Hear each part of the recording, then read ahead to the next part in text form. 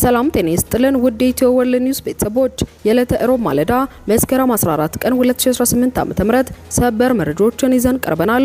በቅድሚያ ማርዕስተ ዜናዎችን እናስደምጣችሁ ይሆናል። በማህበራዊ ሚዲያ ራሱን ማስተር ጸጋዬ መንገሻ ብሎ የሚጠራ አንድ ግለሰብ የሀገር መከላከያ ሰራዊት የደንብ ልብስ ለብሶ በኢትዮጵያ ኦርቶዶክስ ተዋሕዶ ቤተክርስቲያን የማህበራዊ ሚዲያ አገልጋይ ላይ ዛቻ የያዘ ቪዲዮ ማሰራጨቱን ተከትሎ ግለሰቡ በሕግ እንዲጠየቅ ጥሪ ቀረበ።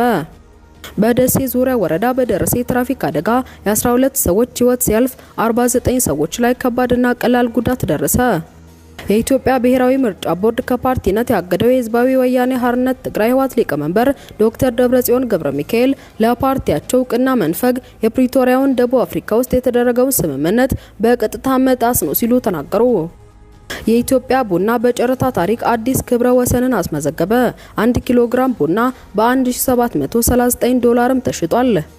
የኢትዮጵያ አየር መንገድ ባለሙያዎችን ያስኮበለሉ ላስቸገሩ ሀገራት ቴክኒሻኖችን አሰልጥኖ ሊሰጥ መሆኑን ገለጸ። ግብጽ በኢትዮጵያ ላይ የምታሳየው ዛቻ የአፍሪካ ቀንድን የማተራመስ ቀጣይ ፖሊሲዋ መሆኑ ተነገረ። እስከ ፍጻሜው ቆዩ። ትኩስ መረጃዎችን አንምጡያን እየጋበዝን ታማኝና ሆኖዊ መረጃዎች በፍጥነት እንዲደርሷችሁ የዩቲዩብ ቻናሉን ሰብስክራይብ በማድረግ የደወል ምልክቷን መጫን አይዘንጉ። አሁን በቀጥታ ለሰዓቱ ወደ ያዝናቸው ዝርዝር መረጃዎች አሻገርናችሁ። አብራችሁን ቆዩ።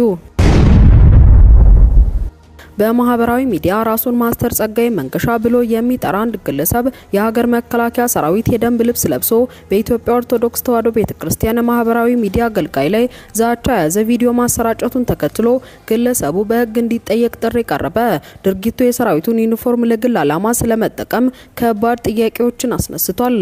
በቪዲዮ ላይ ግለሰቡ አቶ ነጋሽ በዳዳ የተባሉትን የማህበራዊ ሚዲያ አገልጋይ በቀጥታ እየጠቀሰ ፈንጅ ወረዳ ላይ ነህ፣ በአይናችን ስር ነህና እረፍ የሚሉ የማስፈራሪያ ቃላትን ሲናገር ተሰምቷል። ቪዲዮ በማህበራዊ ሚዲያ ከተሰራጨ ከጥቂት ሰዓታት በኋላ ከገጹ ላይ መወገዱም ታውቋል። ይህ ድርጊት የመንግስት የጸጥታ አካል የሆነውን የመከላከያ ሰራዊቱን ዩኒፎርም የግል እምነትንና አቋምን ለማራመድ እንዲሁም በሌላ ወገን ላይ ስነ ልቦናዊ ጥቃት ለመሰንዘር እንደዋለ የሚያሳይ ነው የሚል ትችት እየቀረበበት ነው።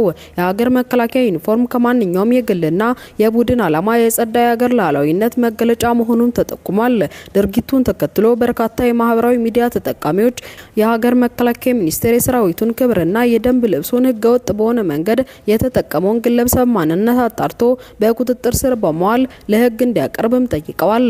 የህግ የበላይነት እንዲከበርና መሰል ህገወጥ ድርጊቶች እንዳይደገሙ ተገቢው እርምጃ እንዲወሰድ የሚጠይቁ ድምጾችም እየተበራከቱ ነው። በደሴ ዙሪያ ወረዳ በደረሰ የትራፊክ አደጋ የ12 ሰዎች ህይወት ሲያልፍ 49 ሰዎች ላይ ከባድና ቀላል ጉዳት ደረሰ። በአማራ ክልል ደቡብ ወሎ ዞን ደሴ ዙሪያ ወረዳ በደረሰ የትራፊክ አደጋ የ12 ሰዎች ህይወት መቀጠፉን ተገልጿል። የወረዳ ፖሊስ አዛዥ የሆኑት ኮማንደር መሐመድ ሰይድ በትላንትናው ዕለት መነሻውን ከመካነ ሰላም ያደረገ የህዝብ ማመላለሻ ተሽከርካሪ ደሴ ዙሪያ ወረዳ ልዩ ቦታው ዳባ መግለቢያ አካባቢ አደጋ ደርሶበታል ሲሉም ገልጸዋል። በዚህም በአደጋው የ12 ሰዎች ህይወት ሲያልፍ ሌሎች 49 ሰዎች ከባድና ቀላል ጉዳት እንደደረሰባቸው ተናግረዋል። ጉዳት የደረሰባቸው ተሳፋሪዎች ሕክምና እንዲያገኙ የተደረገ መሆኑንም ገልጸዋል። የአደጋው መንስኤ በመጣራት ላይ እንደሚገኝ መግለጻቸውን የዘገበው ኤፍኤምሲ ነው። የኢትዮጵያ ቡና በጨረታ ታሪክ አዲስ ክብረ ወሰን አስመዘገበ። 1 ኪሎ ግራም ቡና በ1739 ዶላር ተሸጠ። አሎ ኮፊ የተባለ ድርጅት ያመረተው ቡና በኤም ኩልቲቮ በተዘጋጀ የቡና ጨረታ ላይ 1 ኪሎ ግራም በ1739 የአሜሪካ ዶላር በመሸጥ ለኢትዮጵያ ቡና አዲስ የጨረታ ሪከርድን አስመዝግቧል። ይህ ሽያጭ ከዚህ ቀደም ሲዳማ ኬራሞ ሱፐር ናቹራል በሚል ስያሜ ብላክ ጎልድ ኮፊ የገዛውን ቡና ያስመዘገበውን ሪከርድ የሰበረ ነውም ተብሏል። ግዢው የአሎን ቡና ጥራትና የአምራቾቹን ቁርጠኝነት የሚያሳይ ተገቢ እውቅና መሆኑን ኤች ፐርፕል የተባለው ድርጅት ተወካይ ሃርሊ ኪዝ ተናግረዋል። እንደ ታምሩ ታደሰ የአሎ ኮፊ ተወካይ አይነት በልዩ ቡና ዘርፍ የተከበሩ አምራቾች ከኛ ፍላጎት ጋር በቅርበት አብረው መስራታቸው እንብዛም አጋጣሚ ነው ሲሉ ማወደሰዋል። አክሎም በጣም የተሳካ ጨረታ ነው በማለት ታምሩንና ቡድኑን እንኳን ደስ አላችሁ ብሏል ሲል ቤንሲን ማንግ ዘግቧል። በጨረታው ላይ የመጀመሪያዎቹ 5 ምርቶች የገዛው ኮፊ ካምፕ ላብስ ሊሚትድ በ2580 ሜትር ከፍታ ላይ የሚገኘውና በኢትዮጵያ ታሪክ በከፍተኛ ቦታ የተመረተው የዚህ ቡና ልዩ ጥራት እጅግ የላቀ መሆኑንም ገልጿል። ሪካርዱን ያስመዘገበው ያሎ ኮፊ ተወካይ ታምሮ በበኩሉ ሽያጩን ለኢትዮጵያ ቡና ታሪካዊ ነው ሲሉም ገልጸውታል። 1 ኪሎ ግራም ቡና በ$1739 መሸጡ ሪካርድ መስበር ብቻ ሳይሆን የአምራቾቻችንን ከባድ ስራ ትክክለኛ ዋጋና አቅም ለዓለም ያሳያልን ብሏል። አክሎም ይህንንም ታሪካዊ ምዕራፍ ከዓለም አቀፍ የቡና ማህበረሰብ ጋር በማካፈላችን ኩራት ይሰማናል፣ የጥራት ደረጃን ለማስቀጠልም የበለጠ ተነሳስተናል ሲሉም ተናግሯል። የኢትዮጵያ አየር መንገድ ባለሙያዎችን እያስከበለሉ ላስቸገሩት ሀገራት ቴክኒሻኖችን አሰልጥኖ ሊሰጥ መሆኑን ገለጸ። ኢትዮጵያ አየር መንገድ ግሩፕ ዋና ስራ አስፈጻሚ አቶ መስፍን ጣሰው በኢቢድ ከምታዘጋጀው ዘመን ኢኮኖሚ ጋር በነበራቸው ቆይታ እንደገለጹት በተለይ የመካከለኛው ምስራቅ ሀገራት የኢትዮጵያ አየር መንገድ ቴክኒሻኖችን በገንዘብ እያስኮበለሉ ነው። የኢትዮጵያ አየር መንገድን ቴክኒሻኖች በጣም ብዙ ገንዘብ እየከፈሉ የሚወስዱ የመካከለኛው ምስራቅ አካባቢ አየር መንገዶች እንዳሉ ጠቅሰው የቴክኒሻኖቹን መኮብለል በአየር መንገዱ ላይ ፈተና ፈጥሯል ብለዋል። የቴክኒሻኖቹን ኩብለላ ለማስቀረት እየተሰራ መሆኑን ገልጸው እያስኮበለሉ ከሚወስዳቸው ሀገራት አየር መንገዶች ጋር ንግግር መጀመሩን ተናግረዋል።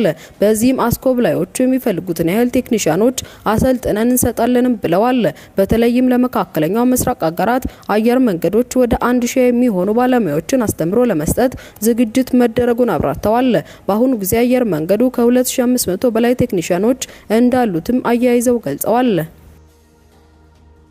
ግብጽ በኢትዮጵያ ላይ የምታሳየው ዛቻ የአፍሪካ ቀንድን የማተራመስ ቀጣይ ፖሊሲዋ መሆኑ ተነገረ። ኢትዮጵያ በውጭ ጉዳይ ሚኒስቴር አማካኝነት ግብጽ በታላቁ ህዳሴ ግድብ ላይ የያዘችው አቋም ተሰንዶ የተቀመጠ በይፋዊና ድብቅ መንገድ ኢትዮጵያን የማተራመስ አጀንዳዋ መሆኑን ይታወቅልኝ በማለት ለተባበሩት መንግስታት የጸጥታው ምክር ቤት ደብዳቤ መላኳ ታውቋል።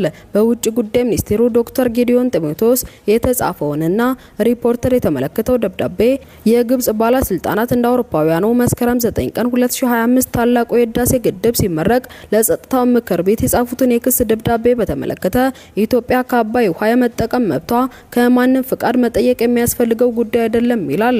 ለ14 ዓመታት ያህል በግንባታ ላይ የቆየው ህዳሴ ግድብ ተጠናቆ ሲመረቅ ግብጽ ለጸጥታው ምክር ቤት በጻፈችው ደብዳቤ ኢትዮጵያ ያስመረቀችው ግድብ ዓለም አቀፍ ህጎችን የጣሰ መሆኑንና እንደ አውሮፓውያኑ በ2015 በመርህ ስምምነት ተደርጓል ያለችውን አጠቃቀም ላይ የተመሰረተ አሳሪ ውል ሳትፈርም የፈጸመችው ድርጊት ነው ማለቷ ይታወሳል። ይሁን እንጂ ኢትዮጵያ የውጭ ጉዳይ ሚኒስቴር ለጸጥታው ምክር ቤት በጻፈው ደብዳቤ በደስታ በተሞላ መንገድ የተከናወነው የግድቡ ምርቃት የትውልዱ የአባይ ወንዝ የመልማትና የመበልጸግ የዘመናት ጥማትና ቁርጠኝነት ስኬት የታየበት ነው ብሏል። ግብጽ ኢትዮጵያ ላይ ያላትን የጸባጫሪነት ባህሪ በምክር ቤቱ አባላት በሙሉ በግልጽ የታወቀ ነው የሚለው ደብዳቤው ከምታሰማው ተደጋጋሚ አደናጋሪ ንግግር ባለፈ ኢትዮጵያንና የአፍሪካ ቀንድን ለማተራመስ የምታደርገው ጥረት በግልጽና በድብቅ ተሰንዶ ተቀምጧል ሲልም አስታውቋል። አክሎም ግብጽ በኢትዮጵያ ላይ የምታሳየው ግልጽ ዛቻ የአፍሪካ ቀንድን የማተራመስ የቀጠለ ፖሊሲዋ መሆኑ ሊታወቅ ይገባልም ብሏል። የኢትዮጵያ ብሔራዊ ምርጫ ቦርድ ከፓርቲነት ያገደው የህዝባዊ ወያኔ ሓርነት ትግራይ ህወሓት ሊቀመንበር ዶክተር ደብረጽዮን ገብረ ሚካኤል ለፓርቲያቸው እውቅና መንፈግ በፕሪቶሪያ ደቡብ አፍሪካ ውስጥ የተደረገውን ስምምነት በቀጥታ መጣስ ነው አሉ። ዶክተር ደብረጽዮን ከዚህ በተጨማሪ የኢትዮጵያ መንግስት የሰላም ስምምነቱን የጣሰ ነው በማለትም ወቅሰዋል። ህወሓት በተለያዩ የትግራይ ከተሞች ህዝባዊ የተባሉ ስብሰባዎችን እያደረገ ነው። ህወሓት የብሔራዊ አንድነት ዘመቻ በሚል በተለያዩ የትግራይ አካባቢ ከአባላቱና ሌሎች አካላት ጋር እያደረጋቸው ያሉ ስብሰባዎችም በዚህ ሳምንትም ቀጥለዋል። ህወሓት እንደሚለው ህዝባችን እንደ ህዝብ ገጥሞት ባለው አደጋ ዙሪያ እየመከረ ነው የሚል ሲሆን በእነዚህ መድረኮችም ደግሞ የኢትዮጵያ መንግስት የፈረመው ስምምነት እንዲያከብርና እንዲፈጽም ከዚህ በተጨማሪ ከጦርነት አዋጅ እንዲቆጠብ ጥሪ እየተደረገ ነው ሲል አስታውቋል። በእነዚህ ህወሓት እያደረጋቸው ያሉ ተከታታይ ስብሰባዎች የፓርቲው አባላት፣ የወጣቶች፣ ሴቶችና ሌሎች አደረጃጀቶች፣ የቀድሞ ተዋጊዎች፣ የመንግስት ሰራተኞች፣ ምሁራንና ሌሎችም የተሳተፉ መሆኑ ተገልጿል። ተናግረዋል። በመቀሌ በተደረገ መድረክ የተናገሩት የህወሓት ሊቀመንበር ዶክተር ደብረጽዮን ገብረሚካኤል የኢትዮጵያ መንግስት የፕሪቶሪያውን የሰላም ስምምነት እየጣሰ ነው በማለት የከሰሱ ሲሆን በጦርነቱ ወቅት የነበሩ አንዳንድ ክልከላዎች አሁንም ትግራይ ላይ መቀጠላቸውን ተናግረዋል። ለዚህም ነዳጅን ጨምሮ ሸቀጦች እንዳይገቡ ማድረግ፣ የውጭ ሀገር ዜጎች ወደ ትግራይ እንዳይጓዙ መከልከልና ሌሎችንም እንደማሳያ ብለው አንስተዋል። ከዚህ በተጨማሪ ከኢትዮጵያ መንግስት ጋር የተደረገው የሰላም ስምምነት የፈረመው ህወሓት ሆኖ ሳለ የፌዴራል መንግስቱ ህወሓትን እውቅና መንሳቱ በግልጽ ስምምነቱን የማፍረስ እርምጃ ሲሉ ከሰዋል። የህወሓት ሊቀመንበር ደብረጽዮን ስምምነቱ ህወሓት ነው የፈረመው፣ እንደምታስታውሱት ህወሓትንም አላውቀውም ብሏል፣ ህጋዊነትም የለውም ተሰርዟል ብሏል። ይህ ምን ማለት ነው? የተፈራረምከውን አካል አላውቅም ካልከው ውሉም የለም ማለት ነው። በሌላ አገላለጽ የኢትዮጵያ መንግስት የፕሪቶሪያው ስምምነትን ለማደናቀፍ ያላደረገው ነገር የለም። ህወሓትን አላውቅም ማለት በቀጥታ የሰላም ስምምነቱ የለም ማለት ነው ብለዋል። ከሰላም ስምምነቱ በኋላ የህወሓት ህጋዊ ከመመለስ ጋር በተያያዘ ፓርቲው ከኢትዮጵያ ብሔራዊ ምርጫ ቦርድ ጋር ውዝግብ ውስጥ ገብቶ የቆየ ሲሆን ባለፈው ዓመት መሰረዙን ማስታወቁ ይታወሳል። ይሁንና ህወሓት ፖለቲካዊ ውይይት እንዲደረግ ለኢትዮጵያ መንግስትና የፕሪቶሪያ ውል አፈራራሚ ለሆነው አፍሪካ ህብረት ጥሪ ሲያቀርብ ቆይቷል። ዶክተር ደብረጽዮን በተጨማሪም በውስጥና በውጭ ኃይሎች ህወሓት የማፍረስ ተግባራት ሲከናወኑ መቆየታቸውን ያነሱ ሲሆን ይህ እንቅስቃሴ ከሽፏል ሲሉም ገልጸዋል። ደብረጽዮን ህወሓትን የማፍረስ ተግባር ከሽፏል፣ መጀመሪያ ላይ በውስጥ መቆጣጠር ነበር ዓላማው፣ በኋላ ላይ ግን ወደ ማፍረስ ተሸጋግሮ ነበር። ሁለት ህወሓት እየተባለ የሚገለጽ ነበር። ህወሓት አንድ ነው። ህወሓት ማፍረስ ሌላ የትግራይ ህዝብ የማጥፋት ስራ አካል ነው። የከዱት ሄደው የራሳቸው ሌላ ፓርቲ መመስረታቸው ግን የኛ ፓርቲ ድኖና ተስተካክሎ እንዲቀጥል እድል የሚከፍት ነው። አሁን ገጥሞን ያለው አደጋም ፓርቲያችን ይዘን ነው የምንወጣው። ህወሓት የፕሪቶሪያ ውል ፈራሚ ነው፣ ከህዝቡ ጋር ሆኖም እየታገለ ነው ሲሉም ተናግረዋል። ከህወሓት የተለያዩ ከፍተኛ አመራሮችና አባላት ቢያንስ ሁለት ፓርቲዎች በቅርብ ጊዜያት እያቋቋሙ ሲሆን በሌላ በኩል ወደ ትጥቅ ትግል የገቡም አሉ። ህወሓት በኢትዮጵያ መንግስት ላይ በሚሰነዝራቸው ክሶች ዙሪያ ምላሽ እንዲሰጡን በቅርቡ ጥያቄ ቀርቦላቸው የነበሩት የኢትዮጵያ የኮሚኒኬሽን ጉዳዮች ሚኒስቴር ዴኤታ አቶ ከበደ ደሲሳ በፕሪቶሪያ ውል አፈጻጸም እንዲሁም ከህወሓት ጋር በተገናኙ ጉዳዮች ዙሪያ በከፍተኛ ባለስልጣናት ጭምር በተደጋጋሚ ማብራሪያ መስጠቱ በመግለጽ ተጨማሪ ነገር ለመናገር እንደማይሹ ገልጸዋል።